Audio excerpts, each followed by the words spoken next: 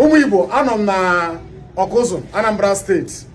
That about 24 of June 2026.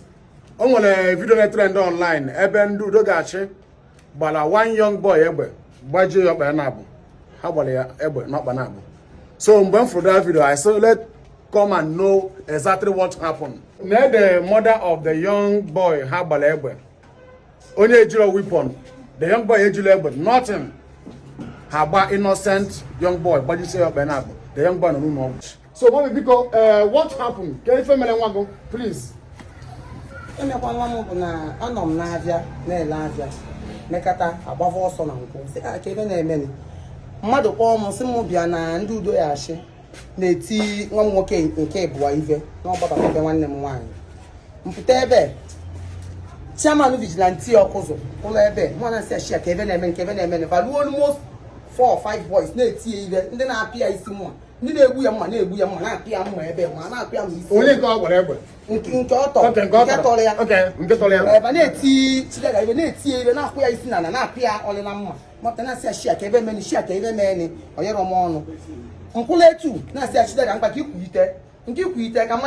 one small boy on vigilante, Mamma, and two will not, but one money. Namu does the other one, those she answer. Second, I'm Malamona, Kevin, I'm Malamona, Maggie, or some typical of who known. Oh, did you go one?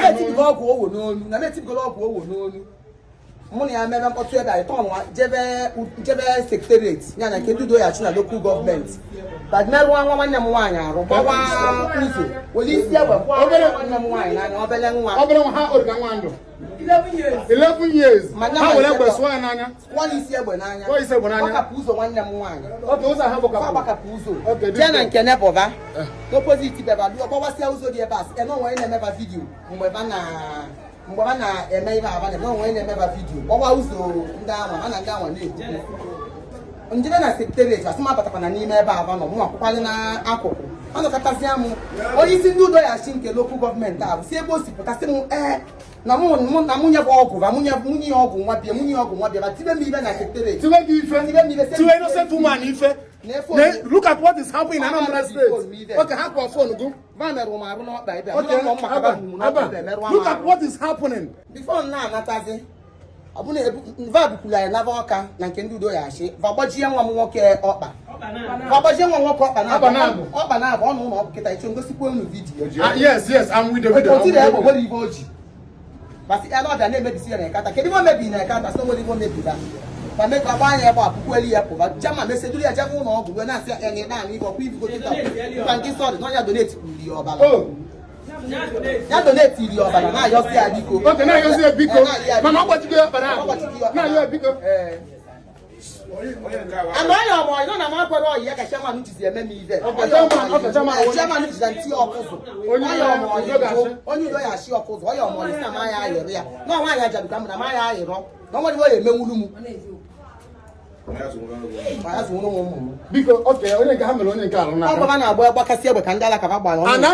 don't know through many people. Mandokara, never through Bulibu. And okay,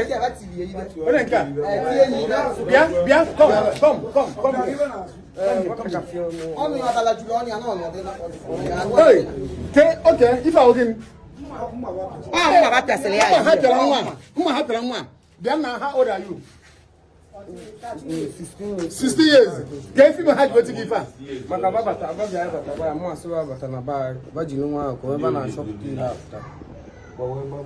Because I want to give her. No, open one. Look at open. Okay, Gagalono, spoil open one. This is what is happening in Anambra State. Udogachi. Is it? Yes, sir. You can say. Orama de Kelemon. Abmoyimu. Unam Kemeliti Midisania and Iba. Yeah. I'm also a member of Udogachi. Manado small Udogachi. Oroya Sanamani Rabon issue. Na youth. I don't say about one them walking in Bulia. Bologna. Ukwalawe.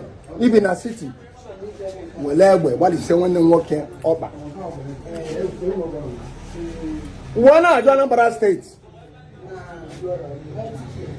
Oh, Makana, I was only a Kulian. Why? And I may intimidate. I'm their uncle. Because I'm not even what I can do like him money. The war will let way. Why and all, what you say up and now? Oh, need that I know yesterday night. You saw my blood. So, what they pay no? And even a stand quiver. All our security. Ogulo yivite. Onya? Ogulo yivite. That is chairman. Yes. On born on Udogachi Ogulo mother. Oh no na. Ebubago. Yes. Ebubago. Boom mother. Yes. Onya boy yivite ko. The guy Ozie can watch one now. Ozie can watch one now.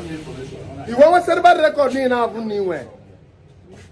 The salon is equivalent now. We are in the court, and the eventually Ikubu, mommy, I need justice. Yes, because or they not suppose ndai wele why you innocent boy why you panabo want to kill egbe ojiro weapon not obo no dey zoshi why innocent person why you panabo nobody will talk. Government will not even talk. Government will not even talk. This family need justice because if I do go too much in Anambra State, I do go too much in Anambra State. So this mommy need justice. I'm telling you the truth. I'm going to that hospital about that young boy, you know. I'm going to that place. So all the Igbos, Anambra people, let's stand up. If I do not get in Anambra State, I go too much. I'm not against them to do their work, but if you are doing your work, do the right thing. MSM people intimidation. Stop killing innocent people. Stop maltreating innocent people bad. It's too much in Anambra State. And all this nonsense must stop. All go too much. So this family needs justice. And the government will not even do anything. Open and one governor. Thank you. The only thing do not do or something like that. Open on one more now. What will you do? It's evil. And this evil must stop. Thank you. People, now this is our brother. All this is our brother Bonyan, Udogachi, but you now. Upon give us your name. Day before yesterday. So that was 24 of June 2026. So 2 days ago, if I'm I don't know how but you want to get mad up now. Look at the condition. Actually, this innocent boy. By J. And the governor will not even do anything. They will pretend that they are not seeing all this thing that is happening in Anambra State. That is the problem. The young boy will be suffering. And the government, our politicians, they will be rejoicing. Wicked generation. So my brother, because I'm a minor in pen now, I'm a minor in pen. Can you brief the reason when I had you back here? No, I had dear. One of my brother, Balos of Bata. Udogachi. But I'm my brother also from Umpo. Shubatia Beba.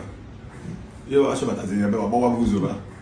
Boa Buzuba, Tia Munema, most more student, TV. Okay, two Marky. Yes, was one small boy. No, yes, they said the same thing. But one one no more my Baba, my mother, one small boy, I reckon. Now what we easy. Walola, my mother. What's my mother? My mother wear Lola. My grandma was a good when I am because I am because my mother one lawyer, my grandma. What's my grandma? My grandma. I got the man. Also, no my lawyer, I will see you work. Oh, well, I was no. When it's not easy, and not no one guy about my was not your mom or me more.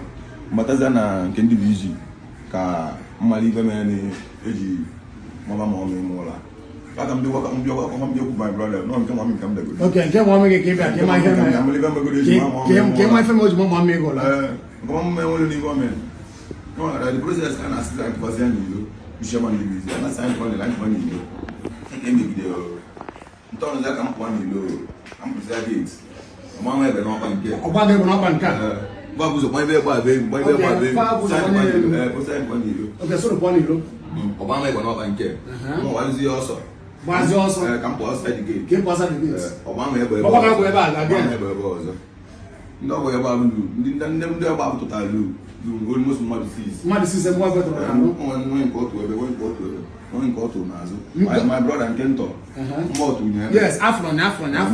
My senior brother, Mketo Modway, Naka. So, Uwibo, Akona Fugo, Onendu Udogachi, Sibaji, this young boy Oba, innocent boy, will not do anything. They came to their compound. All can do that with case with your brother. Okay, they have case with your with his mother. So along the line, he threw on the young boy Ife, threw on Ife, threw many people Ife that praise. Along the line, and this young boy Mazi Ife mere had it him mommy Ife. Obo no obo go to mommy Ife. Can't you speak out? Yaka this boy na ebu. For why this young boy Obanaba? Why you not Obanaba? This is what is happening in Anambra State. Ndu Governor Soludo Batalanye. 19 every day. Some people are now saying, Nana Governor Soludo Mba. Look at what is happening to this young boy now. How many months or years can this boy have on a condition now? And the open like a Facebook standard or YouTube or the other social media. I will bring the video out. If we won't do, if we won't do that, he made this young boy better than a condition on an email. This is what is happening in Anambra State. My brother, so now, because, the one not powerful. I come can better video because I'm on a condition guy now. You need money to be treating yourself. So you will call your account number. I'm not even here to listen money. I can't stand there to fight for their justice. To fight for justice. Kahamoto justice. If you don't governor, so you will call your account number. Only supporting you support this young boy. Send it to his account. Send the account because I'm going to if I get now. I'm going to condition this young boy now. All on a lot of now. I'm how many months or weeks or years of that before. I don't know. I'm not a doctor. But I'm going to this thing now. Get this boy in soon. So my brother, boy account number. So Uwibo, anything he want to send to him. Go and treat him because Governor Soludo will not even do anything. They will not even do anything. Oh, we're going to know this kind of cases. Government don't care. They don't even care. So my brother, call your account number. 70 15 68 69 90. Calf bank open. Okay. Okay, account number also. The reason me join there because some there do Facebook week there something. So but I will put the account number on the comment section. But not account number again. So I want to show the account number. Be ready to bring it up now. What are the account number again? 70 15 68 69 90. Okay. So only thing only will send to this young boy. Can I hang up the account number? And it's about Peter. And it's about Peter Chinemelum. I have the account number. And this young boy must get justice. Governor Soludo security Udogachi shoot the innocent guy. What do you say here? What do you say right now? Because they beat her mother. Beat many people there. The young boy speak out. Look at what they did to him. And nothing will happen. They will continue doing it. They will continue be doing this evil in Anambra State. So my brother, so sorry for what happened to you. No, so. No, sorry. Also, by your person, on a free for Biko. Now, condition. Ndagara training. They no go training. No training. Anybody have to have Tina security be here. And now we're anyhow. Killing innocent people anyhow. Giving people source injury anyhow. And the government will not do anything. Look at you that are supporting evil. If this kind of thing happened to you or happened to your brother or your father, how will you feel? I go to the hospital now. I'm about to go now. So when we mommy Kulaba, and I would like her to say it so that all the Anambra people and the Libo, Ganifa, mommy, can you happen? Udogachi no mpose aba gba nwa megwe ba bu na ba agba budu nya self no mo de governor ye me na governor se boy efe mebe nonsense ba gba nya so governor solo go afọ ni me nonsense aba wo ye ba ku na mebe ho na ba mebe nonsense ba gba won ya go na nothing will happen what even na ebe governor solo do na ba bo nya ba blows ye okay he blows here can you see what is happening in Anambra state umu Igbo akwona fe na Anambra state innocent boy I go to the hospital now. This young boy, and the government will not do anything. And if you sue these people to court, nothing will happen because government is backing them. Evil, innocent blood down now for Anambra State. We let her fight both Udogachi, both the governor that are sponsoring this evil. All of them will receive this punishment, this innocent blood and this evil. In the next 10 years, in the next 20 years, I will know how your family will look like. Because whatever a man sowed in this life, you will reap what you sowed. Look at, no problem, no problem. Thank you very much.